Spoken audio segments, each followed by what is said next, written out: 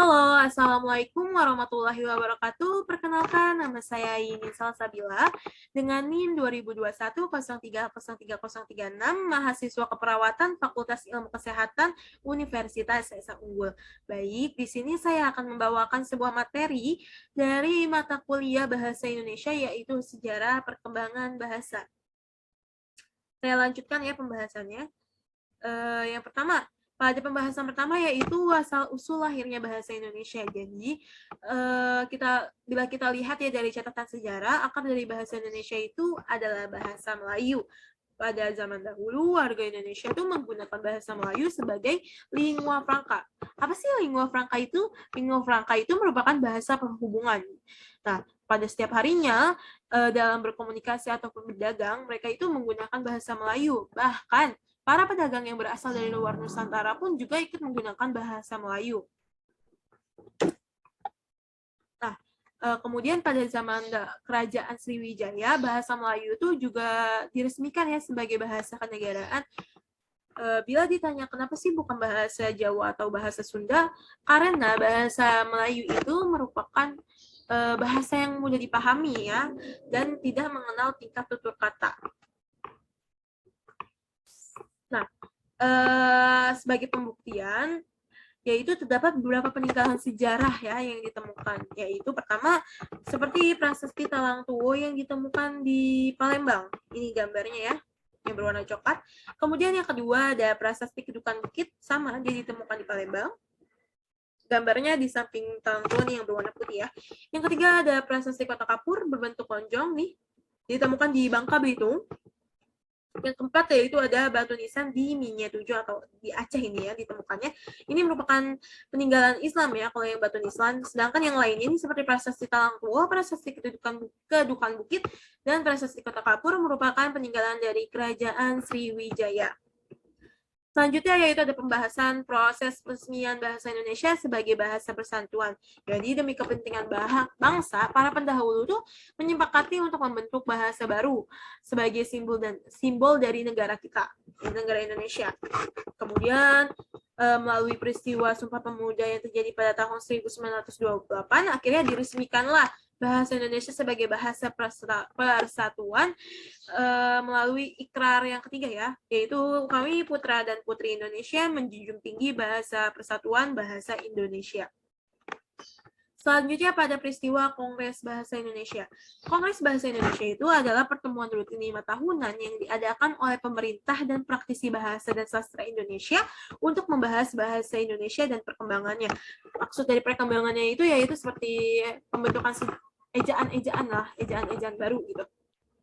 Nah, pada awalnya nih Kongres Bahasa ini ada untuk hanya untuk memperingati Hari Sumpah Pemuda saja. Namun selanjutnya digunakan untuk ajang pembahasan perkembangan bahasa dan sastra. Nah, Kongres Bahasa ini sudah dilakukan 11 kali ya. Kemudian ada perkembangan ejaan bahasa Indonesia. Seperti yang tadi saya ceritakan ya. Jadi pada awalnya tuh Indonesia menggunakan ejaan Van Ophuijsen. Ini ejaan ini digunakan pada zaman penjajahan Belanda ya. Karena yang membuat juga orang Belanda. Yang kedua yaitu ejaan Sewandi, yang ketiga ejaan Pembaharuan, yang keempat ejaan Melindo, yang kelima ejaan baru atau ejaan LBK, yang keenam ejaan yang disempurnakan, yang ketujuh dan ejaan bahasa Indonesia. Nah, sayangnya pada ejaan Pembaharuan dan ejaan Melindo itu tidak disahkan atau tidak diresmikan karena terdapat pertentangan ya. Seperti pada saat ejaan Pembaharuan itu terdapat konflik dengan negara Malaysia sehingga tidak disahkan atau diresmikan. Selanjutnya yaitu ada masalah-masalah terkait bahasa Indonesia dan upaya mengatasinya. Jadi pada zaman sekarang tuh di era globalisasi ini bahasa Indonesia itu dihadapi oleh dua permasalahan. Yang pertama yaitu adalah bahasa asing. Nah, bisa kita lihat ya penggunaan bahasa asing itu sekarang sudah di mana-mana, khususnya bahasa Inggris ya. Contohnya seperti di mall atau pusat perbelanjaan ataupun restoran ya. Banyak kita lihat pelabelan nama tuh menggunakan bahasa Inggris seperti sold out, for sale, atau diskon, dan yang lain-lain lah. Tentunya hal ini nih cukup buruk ya bila dibiarkan terus-menerus. Yang kedua yaitu ada bahasa gaul. Biasanya bahasa ini tuh bahasa ini tuh, permasalahan ini tuh terdapat pada kaum remaja dan kaum anak-anak ya. Dia menggunakan seperti pada penggunaan kata depending, padahal yang harusnya bisa diucapkan dengan kata ditunda.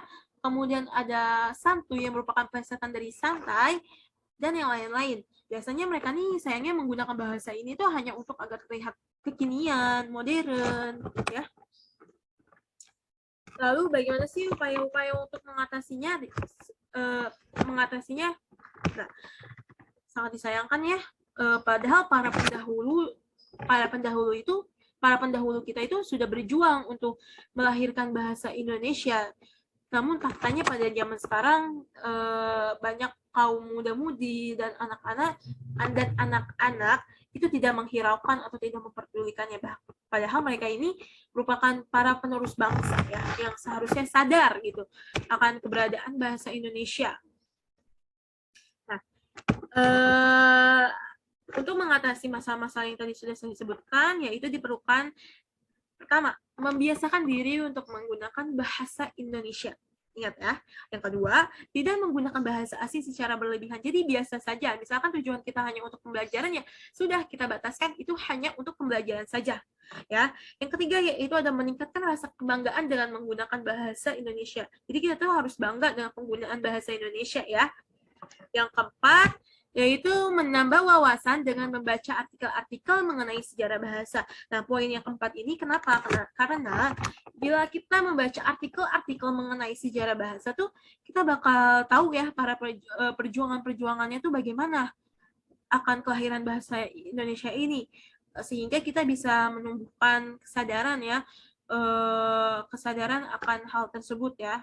Karena kita sudah tahu perjuangan yang sungguh susah, sulit gitu. Jadi kita bisa sadar, tergerak nuraninya untuk menjaga bahasa Indonesia ini. Baik, sampai di sini saya ucapkan terima kasih. Mohon maaf bila ada kesalahan dan kata-kata, mohon perbaiki ya. Sampai di sini saya akhiri. Wassalamualaikum warahmatullahi wabarakatuh.